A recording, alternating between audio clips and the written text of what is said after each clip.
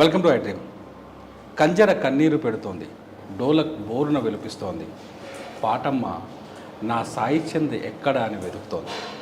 అవును, Telangana గిడ్డంగుల corporation chairman, Telangana ఉద్యమ కళాకారుడు, పాటకు పుట్టిన ముద్దుబిడ్డ సాయి చంద్ మన కళ్ళ ముందు లేడు. కానరాని లోకాలకు కనిపించకుండా పోయాడు. సాయి చంద్ మరణాన్ని తెలంగాణ సమాజమే కాదు, ప్రతి కళాకారుడు జీర్ణించుకోలేకపోతున్నాడు. సాయి చంద్తో పాటు పాటకు గొంతును కలిపి ఆటకు గజ్జెను కాలును కలిపిన ఆయన సహచర కళాకారుడు మానుకోట ప్రసాద్ మనతో ఉన్నారు. సాయి చంద్తో ఆయనకున్న అనుబంధంతో పాటు సాయి చంద్ ఎలా ఎదిగారు, సాయి చంద్ పడ్డ కష్టాలేంటి, సాయి చంద్ ఒక స్థాయికి ఎలా చేరుకున్నారు, ఈ స్థాయిలో ఇంతమంది ఇంత గొప్ప కళాకారుడుగా అవతరించడానికి ఆయన పడ్డ కష్టం ఏంటి, ఈ అన్ని వివరాలని మనతో పంచుకోవడానికి ఉన్నారు. ప్రసాద్ గారు నమస్కారం. నమస్తే అండి. సాయి చంద్ గారు, ఈరోజు ఈ డేట్ సాయి చంద్ లేని రోజు. నిన్నటి వరకు సాయి చంద్ అందరితో భౌతికంగా కనిపించారు. ఈ లేని రోజును గుర్తు చేసుకుంటే మీకేమనిపిస్తుంది? లేడు అనే మాటే కొంచెం తీసుకోలేకపోతున్నాను నేను. యాక్చువల్గా మార్నింగ్ నుంచి నేను అసలు ఆ పదం వినలేకపోతున్నాను. బాగా కడుపులో దుఃఖం ఉంది, చాలా పెయిన్ అన్న.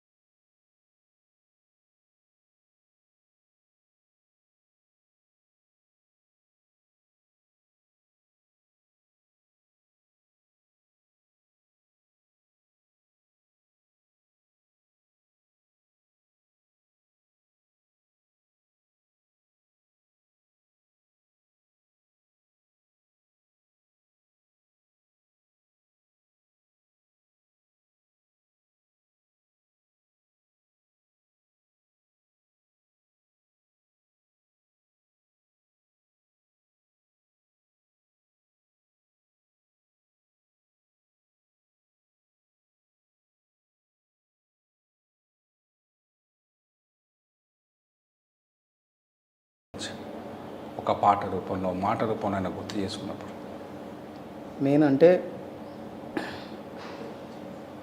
నేను పాట రాసుకున్న అన్న మీద.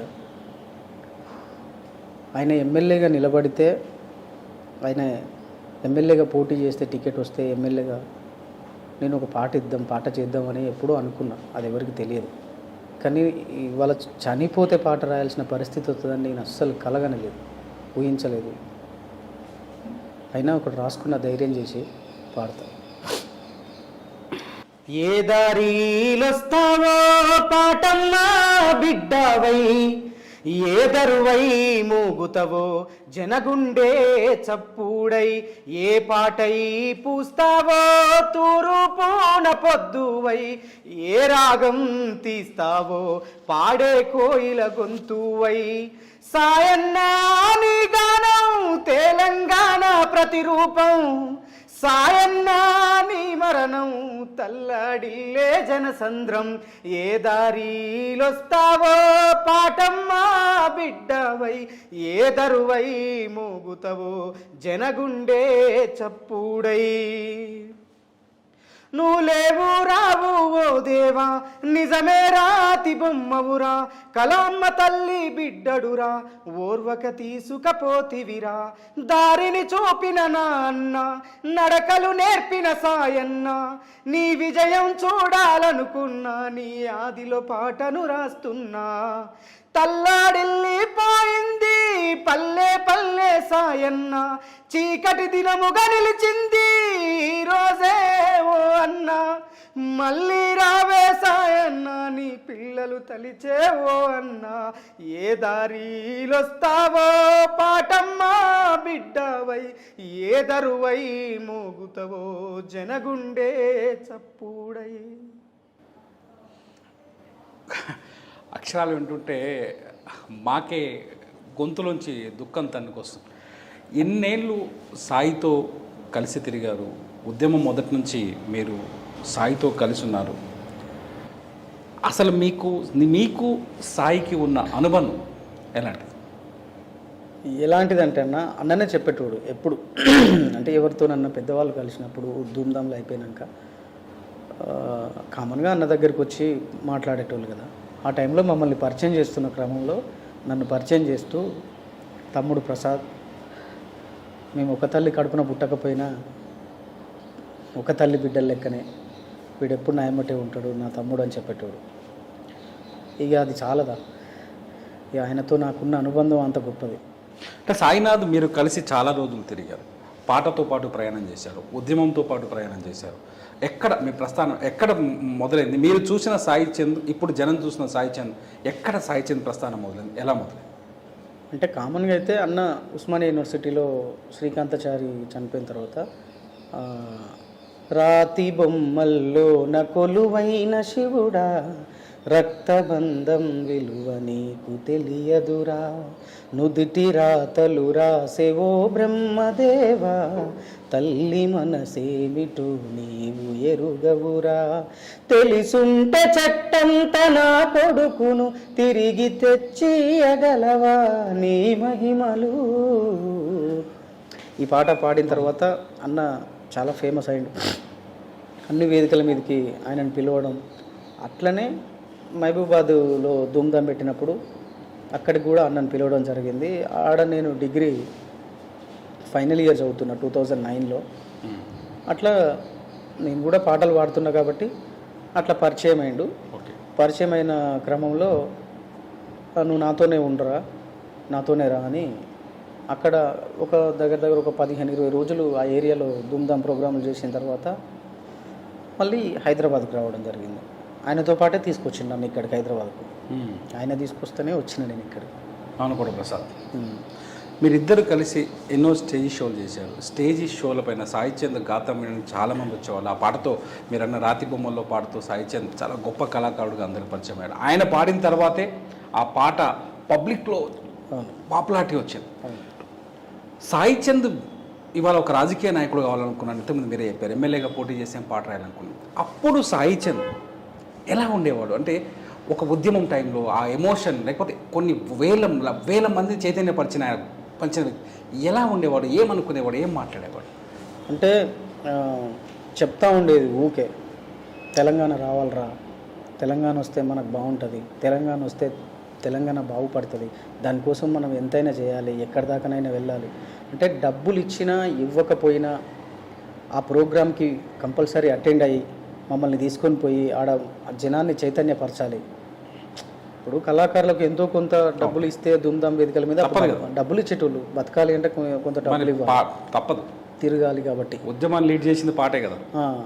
ప్రతిసారి చెప్పేటోడు అంటే మాకు ఇన్స్పిరేషన్గా చెప్పేటోడు. సార్ ఇట్లా చేస్తున్నాడు, ఈయన ఇట్లా చేస్తున్నాడు, ఆయన అట్లా చేస్తున్నాడు, మన పాటతో మనం చైతన్యపరచాలి జనాలని, మీరు నాతోనే ఉండండి, చేద్దాం, మనం ఖచ్చితంగా తెలంగాణ వస్తుంది. అంటే బాధపడేటోడు. తెలంగాణ కోసం చనిపోతున్నప్పుడు క్రమంలో విద్యార్థులు చనిపోతున్నప్పుడు కళ్ళ నీళ్ళు తీసుకునేటోడు, ఏడ్చేటోడు, బాధపడేటోడు. ఆయన చాలా బ్రాడ్గా ఆలోచించేటోడు అన్న. ఆయన ఫ్యూచరు అంతా ఒక పద్ధతిగా ఆయన డిజైన్ చేసుకునేటోడు. అట్లనే మమ్మల్ని కూడా ఉండాలని చెప్పేటోడు, మంచిగా ఉండాలిరా, మంచిగా బతకాలి అని. మానకొండ ప్రసాద్ గారు, మీరు దాదాపు 7-8 సంవత్సరాలు సాయి చంద్తో ఉన్నారు. ఆ తర్వాత ఉద్యమం తర్వాత తెలంగాణ వచ్చిన తర్వాత కూడా ఆయనతో అనుబంధాన్ని కొనసాగిస్తున్నారు. దాదాపు ఎన్ని స్టేజీల మీద మీరు కలిసి పాట పాడున్నారు?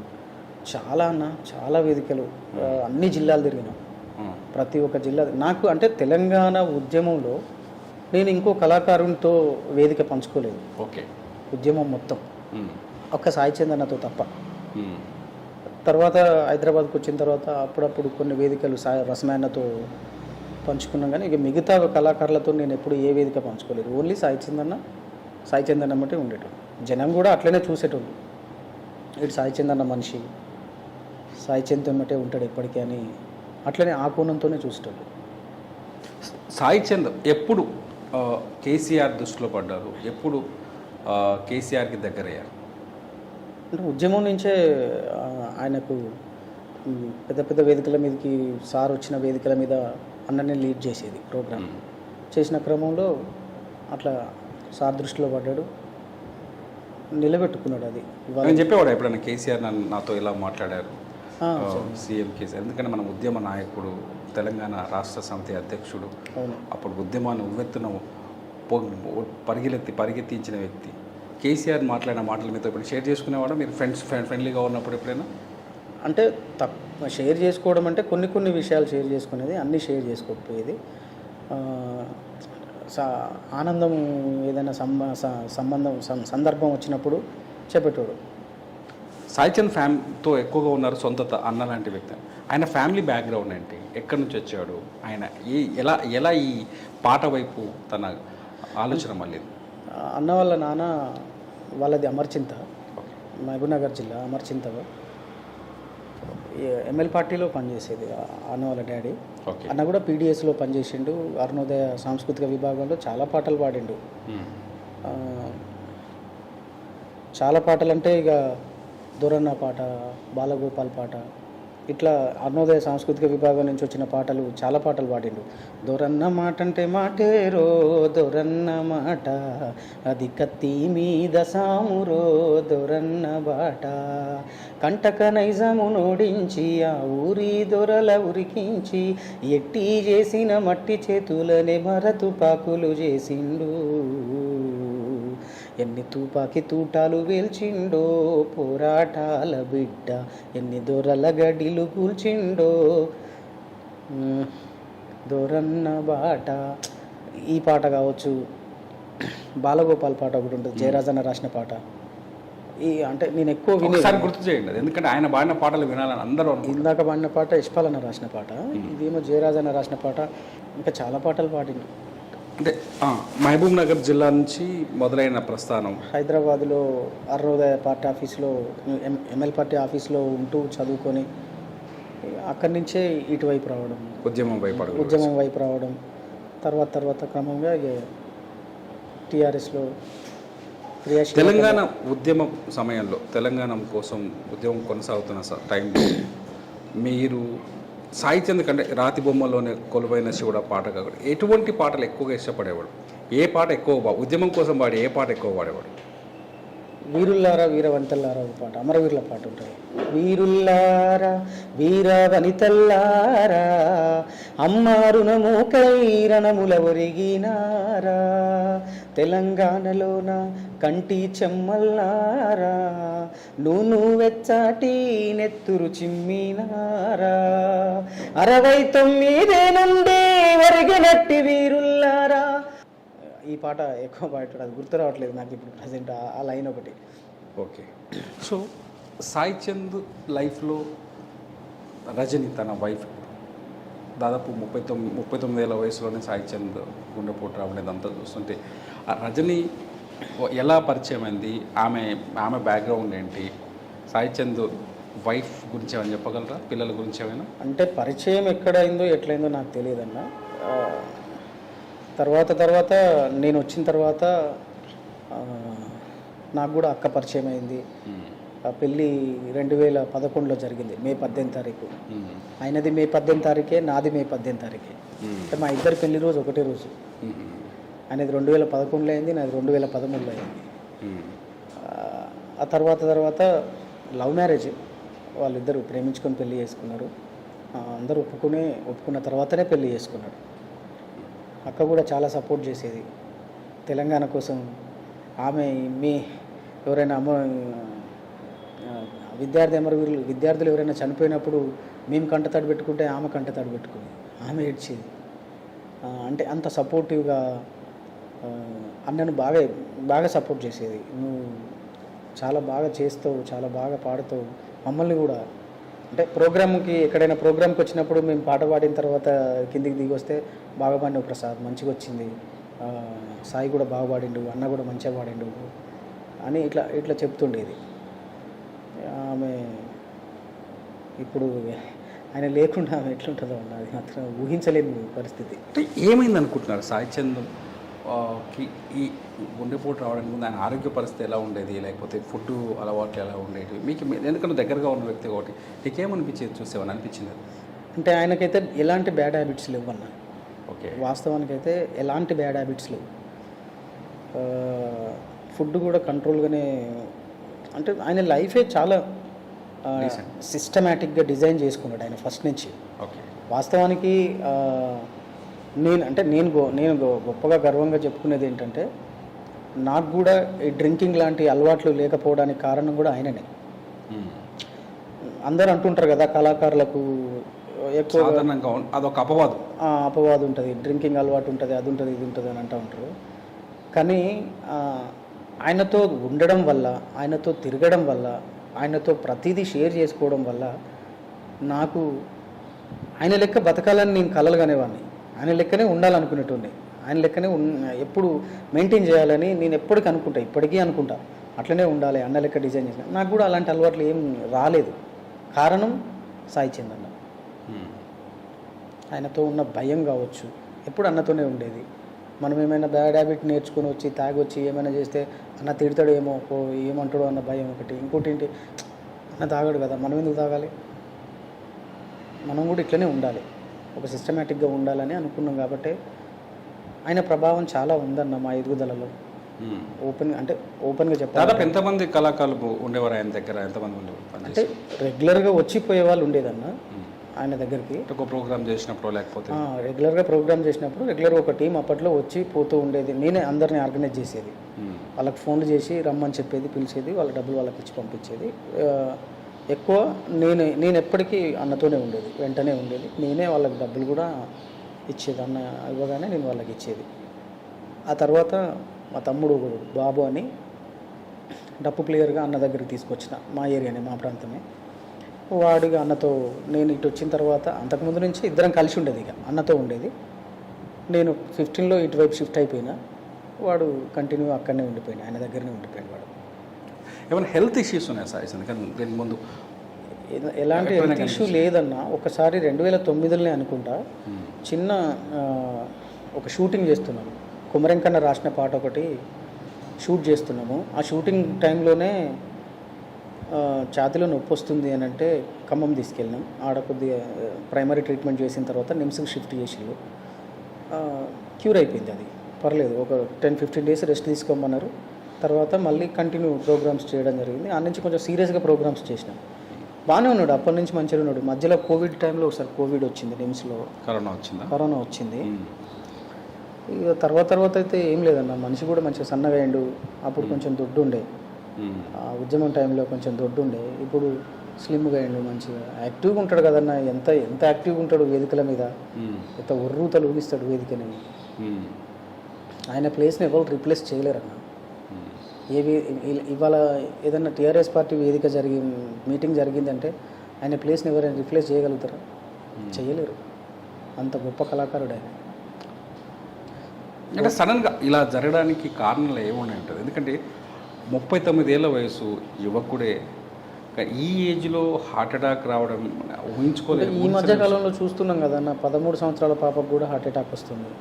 అది దేని ఎఫెక్టో నాకైతే అర్థం కావట్లేదులే. కానీ ఆయనకు అంటే ఎలాంటి హెల్త్ ఇష్యూస్ అయితే ఏం లేవన్న, లేవు అసలు ఆయనకు నెవర్. ఎందుకంటే బ్యాడ్ హ్యాబిట్స్ లేని వ్యక్తి, డిసిప్లిన్గా ఉంటాడు. హెల్త్ పరంగా ఖచ్చితంగా ఆయనకు ఒక డిసిప్లిన్ అయితే ఉంటుంది కదా. కానీ ఎందుకు వచ్చిందో అసలు అది ఎవరికి ఇప్పటివరకు నేనైతే బ్లాంక్ అన్నా. నేను ఇక ఆ విషయం తెలిసినప్పటి నుంచి బ్లాంక్లోనే ఉన్నా. కూర్చున్నా, నిలబడ్డా, ఎటు పోయినా. లాస్ట్ టైం ఎప్పుడు మాట్లాడారు సాయి చంద్? మొన్న అంబేద్కర్ స్టాచ్యూ ఓపెన్ అయింది కదా, ఆ ముందు రోజు ప్రాక్టీస్లో కలిసినాం, మాట్లాడినాం. హాయ్ అన్న అంటే, నమస్తే పెద్దన్న, ఆయనకంటే ఎట్లుంటుందంటే అలుగుతాడు ఎక్కువ మా మీద. ఆ, 1-2 రోజులు 3-4 రోజులు అట్లా మాట్లాడకపోతే ఇక అలుగుతాడు. ఆ, అలిగి పెద్దన్న చిన్నన్న అని మాట్లాడుతుంటాడు. ఉమ్, ఇక అదే అదే మాట్లాడడం లాస్ట్కి, తర్వాత మాట్లాడలేదు. ఓకే. నేను చెప్పేవాడు అంటే ఫ్యూచర్ గురించి నేను ఇలా రేపు పొద్దున్న ఎమ్మెల్యే పోటీ చేయబోతున్నాను లేకపోతే చెప్పేటోడు. చెప్పేవాడు. వచ్చిందా టీఆర్ఎస్ నుంచి ఏమైనా హామీ వచ్చిందా ఆయనకు టికెట్ ఇస్తారని? అంటే ఆ తర్వాత నాకైతే ఎప్పుడు చెప్పలేదు, కానీ అనుకునే వాళ్ళు అందరూ అల్లంపూర్ నియోజకవర్గం నుంచి టికెట్ కన్ఫర్మ్ అవుతుంది ఖచ్చితంగా అని, బీఆర్ఎస్ పార్టీ నుంచి వస్తుందనే అనుకున్నా నేను కూడా. వచ్చునేమో అన్న, వస్తుంది కావచ్చు, ఇచ్చునేమో, గెలిచిటోడే. ఎందుకంటే టీఆర్ఎస్ పార్టీకి ప్రతి వేదిక పంచుకున్నాడు, ఎన్ని వేదికలు, ఎన్ని ప్రోగ్రామ్స్, నిరంతరం కష్టపడ్డాడు ఆయన. అలాంటి వ్యక్తికి కంపల్సరీ ఇచ్చేటోడు కేసీఆర్. సాయి చంద్ మదర్ ఫాదర్ మా ఫాదర్ గురించి చెప్పారు, వాళ్ళ కుటుంబం ఇప్పుడు అంతా ఉన్నారు, వాళ్ళ మాతో మాట్లాడారా మీరు నిన్నేమన్నా అదంతా కలిసి? లేదన్న, వాళ్ళ నాన్న ఉన్నాడు, వాళ్ళ అన్న కూడా చనిపోయాడు. అన్న క్రాంతన్న అని ఉంటుండే, అయ్యో, ఆయన ఆర్మీలో పనిచేసేది.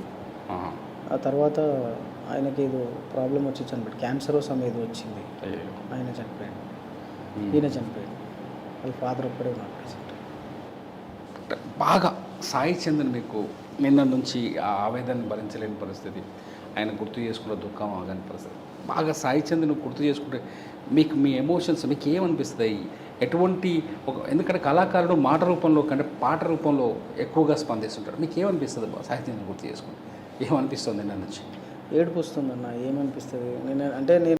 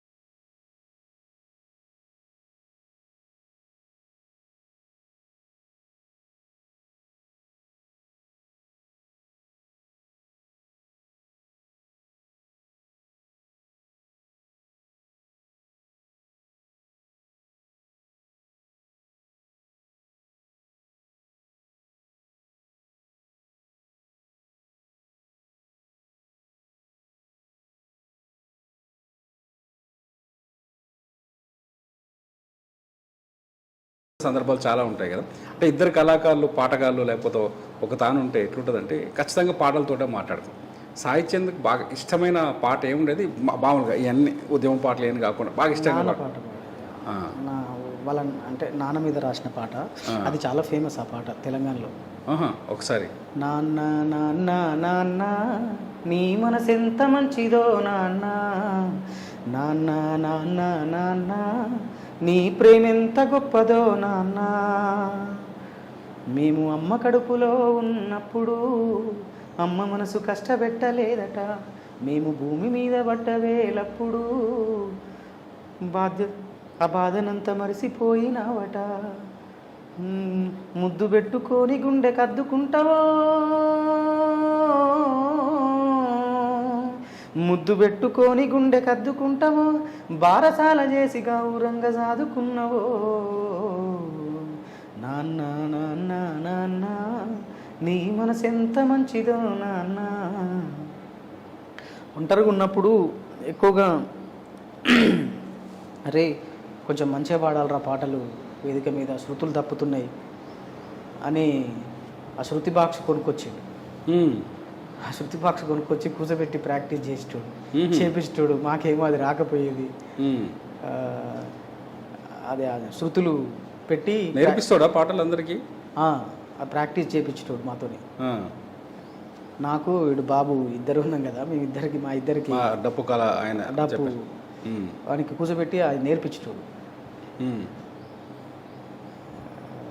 ఒక ఉద్యమం పాట మీరిద్దరు కలిసి పాడిన పాట అంటే ఎక్కువగా నేను వాడిన పాట అంటే గద్దరన్న రాసిన పాట, ఆగదు ఆగదు ఆగదు ఈ తెలంగాణ పోరాగదు, ఈ పాట పాడేది. ఆ పాట అన్ననే ఎత్తుకొని ఒక స్థాయిలో దాన్ని జనాన్ని ఇట్లా పీక్స్కు తీసుకొచ్చి ఎత్తుకొని ఆ పాట నాకు మైక్ ఇచ్చేది, నేను దాన్ని కంటిన్యూ చేసేది. చీమల దండులు కదిలినాయి మరి పాముల ఆటలు సాగవు అని ఇట్లా ఎక్కువ ఇది ఒక్క పాటే పాడేది నేను. ఏ వేదిక మీద నేను బాగా ఎగురుకుంటా దునుక్కుంటా పాడేది నేను ఈ పాట. అది అన్న ఎత్తుకొని ఇచ్చేటోడు. ఎక్కువగా ఇద్దరం షేర్ చేసుకున్న పాట ఇది వేదికల మీద. ఎందుకంటే నాకు ఒకటే పాట ఛాయిస్ వచ్చేది పాడడానికి. అంటే నాయకులు ఉంటారు మాట్లాడేటోళ్ళు, ముందుగా అంతా సాయి చందన నడిపించేది ప్రోగ్రామ్ని. ఆ తర్వాత ఇంకోటి పాడేది, 2-3 పాడేది నేను. ఎవ్వాడైతే ఏందిరా చెట్టు మీద పొంగలే జనం సొమ్ము దినమరిగిన బట్టే పాజిలంగలే, ఈ పాట ఒకటి పాడేది. ఈ 2 పాటలు అన్ననే ఎత్తుకొని నాకు ఇచ్చేది. పాటలు పాడేవాడా కేవలం పాడేవాడా రాసేవాడు కూడా? రాస్తాడు పాడతాడు. ఇప్పుడు నాన్న పాట ఆయన రాసిందే, ఆయన రాసిన పాట. అనురాగాల పల్లవిరా అమ్మ ప్రేమరా మమతల కోవెలమని దీపం మాతృమూర్తిరా, ఈ పాట కూడా ఆయన రాసిందే. మంచి పాటలు రాసిండు.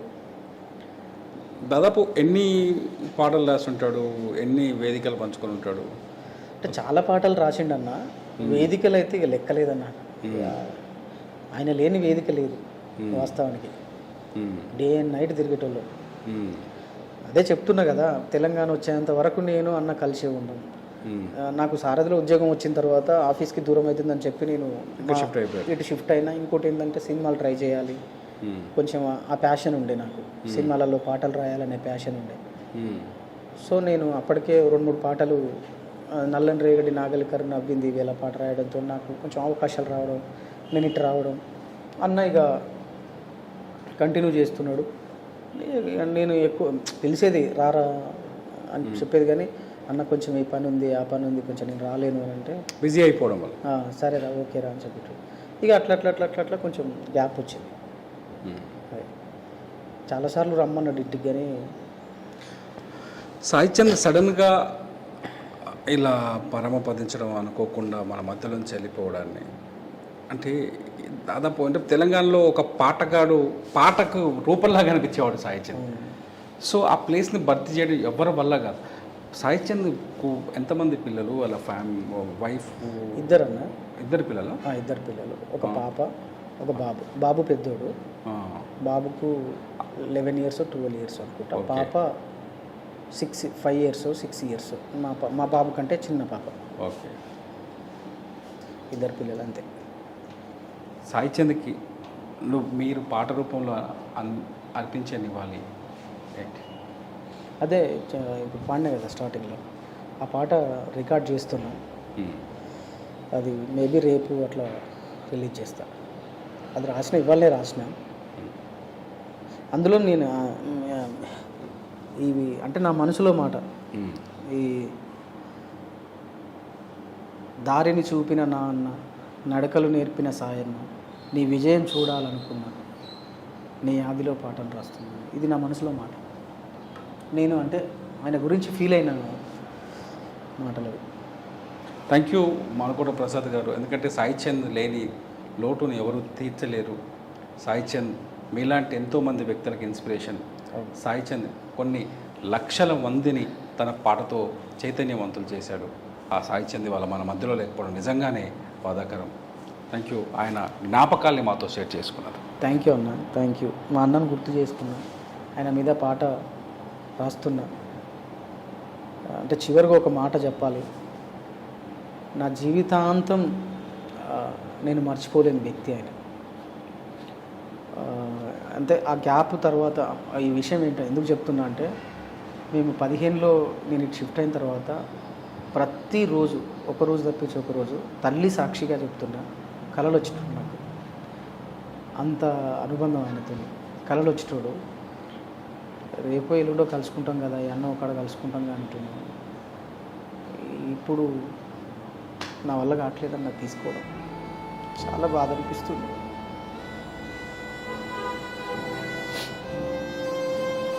ఇది మానుకోట ప్రసాద్ తన మనసులోని బాధను కళ్ళలోని నీళ్ళే కాదు అక్షరాల రూపంలో కూడా ఆయన బాధను మనకు వ్యక్తపరుస్తున్నారు. మానుకోట ప్రసాద్ లాంటి ఎంతోమంది కళాకారులకు సాయి చంద్ ఆదర్శం. లక్షలాది మందిని తన గొంతుతో చైతన్యవంతం చేసిన వ్యక్తి ఇవాళ కనిపించకపోవడం నిజంగానే బాధాకరం. చూస్తూనే ఉండండి ఐటెక్.